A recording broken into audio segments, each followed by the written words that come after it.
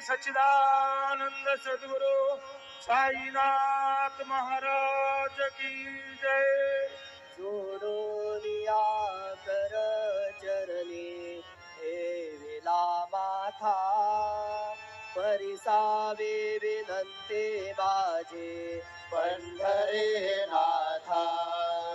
असो नसो भाव आलो तुझे आठाया, कृपा दृष्टी पाहे मजकडे सद्गुरु राया। अखंडित सावे ऐसे वाटते पायी, सांडोळी संकोच ठाव थोडासा दे। तुका म्हणे